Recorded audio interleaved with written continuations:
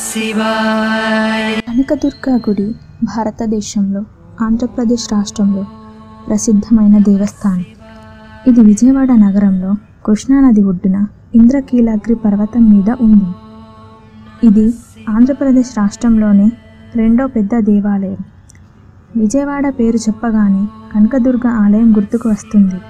హిందూ పురాణాలలో అమ్మవారి గురించి ప్రస్తావన ఉంది. ఆలయంలో అమ్మవారి విగ్రహం సుమారు 4 అడుగుల ఎత్తు ఉంటుంది. మిరిమిట్లు గొల్పే ఆభరణాలు పూలతో అలంకరించబడి ఉంటుంది. మూర్తికి 8 చేతులు ఉన్నాయి. ఒక్కో చేతిలో ఒక్కో ఆయుధం ఉంటుంది.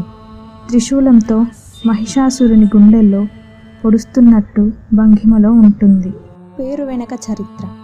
కృతయుగానికి పూర్వం కీలుడు అనే యక్షుడు అమ్మవారిని గురించి తపస్సు చేసి ప్రత్యక్షం చేసుకొని ఆమెను తన హృదయస్థానంలో నిలిచి ఉండమని కోరాడు. అమ్మవారు కీలుని పర్వతంగా నిలబడమని, కృతయుగంలో రాక్షస సంహారం చేసిన తర్వాత తాను ఆ పర్వతం మీద నిలిచి ఉంటానని మాటిచ్చింది. కీలుడు కీలాద్రిగా మారి అమ్మవారి కొరకు ఎదురు చూస్తూ ఉన్నాడు. అమ్మవారిని సేవించుకోవడానికి ఇంద్రాద్రి దేవతలు ఇక్కడకు తరచూ రావటం వలన కీలాద్రి ఇంద్రకీలాద్రిగా మారింది. ఇక్కడ వెలసిన మహిషాసురమర్దిని కనకవర్ణంతో వెలుగుతున్న కారణంగా కనకదుర్గ అయ్యింది. ఇక్కడ అర్జునుడు శివుడి కోసం తపస్సు చేసి శివుడి నుండి పాశుపతాస్త్రాన్ని పొందాడు కనుక ఈ ప్రాంతం విజయవాడ అయ్యింది. క్షేత్ర పురాణం. శ్రీ దుర్గా మల్లేశ్వర స్వామి వారి దేవస్థానం కృష్ణానది ఒడ్డునే ఉన్న ఇంద్రకీలాద్రి పర్వతం పైన ఉంది. ఇక్కడ దుర్గాదేవి స్వయంభుగా అంటే తనకు తానుగా వెలిసిందని క్షేత్ర పురాణంలో చెప్పబడింది. ఆది శంకరాచార్యుల వారు తమ పర్యటనలలో ఈ అమ్మవారిని దర్శించి ఇక్కడ శ్రీచక్ర ప్రతిష్ఠ చేశారని ప్రతీతి. ప్రతి సంవత్సరం కొన్ని లక్షల మంది ఈ దేవాలయానికి వచ్చి దర్శనం చేసుకుంటారు. కనకదుర్గ అమ్మవారి విగ్రహము రాక్షసుల బాధ భరించలేక ఇంద్రకీలాగ్నుడనే మహర్షి దుర్గాదేవిని గురించి తపస్సు చేసి అమ్మవారిని తనపైనే నివాసముండి రాక్షసులను సంహరించమని ప్రార్థించగా ఆ తల్లి అక్కడ ఇంద్రకీలుడు కొండపై కొలువు తీరింది.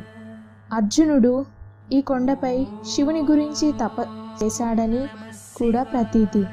ఈ ఆలయానికి హిందూ పురాణాల్లో ప్రత్యేకమైన స్థానం ఉంది. శివలీలలు, శక్తి మహిమలు మొదలైనవి ఆలయంలోని ఆవరణలో అక్కడక్కడ గమనించవచ్చు. కనకదుర్గమ్మకు సంబంధించిన 3 కథలు ప్రచారంలో ఉన్నాయి. మొదటిది ఇంద్రకీలుని కథ, రెండోది అర్జుని కథ, మూడోది మాధవవర్మ కథ. మొదటిది ఇంద్రకీలుని కథ. ఇంద్రకీలుడు జగన్మాత భక్తుడు.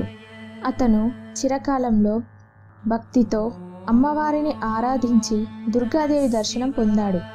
అమ్మవారు ఎల్లప్పుడూ తన వద్దనే ఉండాలని వరం కోరుకున్నాడు.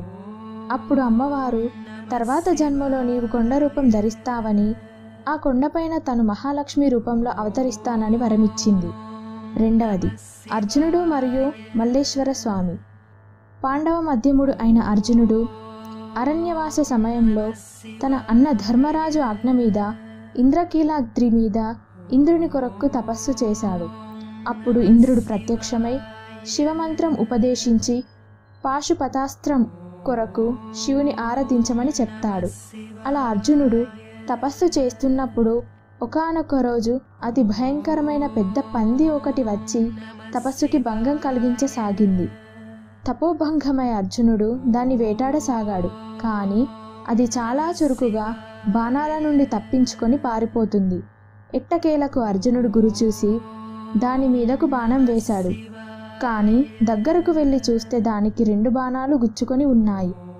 అంతలో ఒక కోయదొర వచ్చి ఆ పందిని తీసుకొని వెళ్ళసాగాడు.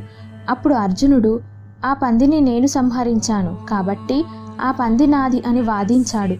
దానికి ఆ కోయదొర నవ్వాడు. దానికి కోపం వచ్చిన అర్జునుడు అతనితో ఎవరు గొప్పో తేల్చుకుందామని యుద్ధానికి దిగాడు. అర్జునుడు ఎన్ని దివ్యస్త్రాలు వేసినా కూడా ఆ కోయరాజుని ఏమీ చేయలేకపోయాడు. తన దివ్యస్త్రాలన్నీ వృధా అయిపోయిన కారణంగా అర్జునుడు తన విల్లు తీసుకొని ఆ కోయరాజు తల మీద కొట్టబోతాడు. అప్పుడు ఆ కోయరాజు మాయమై ఆ ప్రదేశంలో పరమశివుడు ప్రత్యక్షమై నవ్వుతూ కనిపిస్తాడు. పరమశివునితో యుద్ధం చేసిన కారణంతో అర్జునుడు ఎంతో సిగ్గుపడి బాధపడతాడు. తర్వాత శివుని స్తుతిస్తాడు. దానికి సంతోషించిన శివుడు అర్జునునికి పాశుపతాస్త్రం ఇచ్చి దాన్ని అత్యవసర సందర్భాలలో అరుదుగా మాత్రమే వాడాలని చెప్తాడు. తర్వాత శివుడు అర్జునునికి నిగ్రహం సాధించమని చెప్పి అప్పుడు మాత్రమే అస్త్రాలు లోక కళ్యాణంకు ఉపయోగపడతాయి అని చెప్పి మాయమవుతాడు.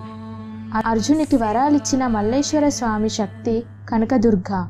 ఇంద్రుడి చేత కీలితం చేయబడ్డాడు కాబట్టి అర్జునునికి ఇంద్రకీలుడు అని కూడా పేరు వచ్చింది.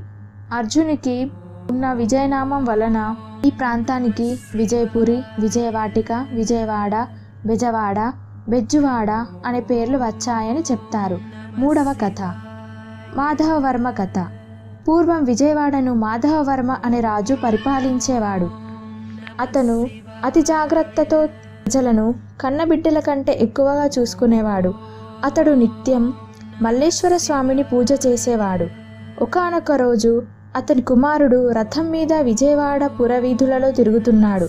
కానీ అనుకోకుండా ఒక చిన్న పిల్లవాడు అతి వేగంగా వెళ్తున్న ఆ రథచక్రాల కింద పడి మరణిస్తాడు. ఆ పిల్లవాడు ఆ రాజ్యంలో నివసిస్తున్న ఒక పేద బిచ్చగత్తె ఒకానొక కుమారుడు. ఆమె వెళ్ళి మాధవవర్మకు అతని కుమారునికి కారణంగా ఒక బిడ్డ చనిపోయాడు అని ఫిర్యాదు చేస్తుంది. మాధవవర్మ తన జీవితంలో ఎప్పుడూ తప్పుడు తీర్పులు చెప్పలేదు కాబట్టి అతనికి ప్రస్తుత పరిస్థితి పరీక్షలాగా మారింది. అతను వెంటనే భవిష్యత్తు రాజు అయిన తన కుమారునికి మరణశిక్ష వేసి అమలుపరిచాడు.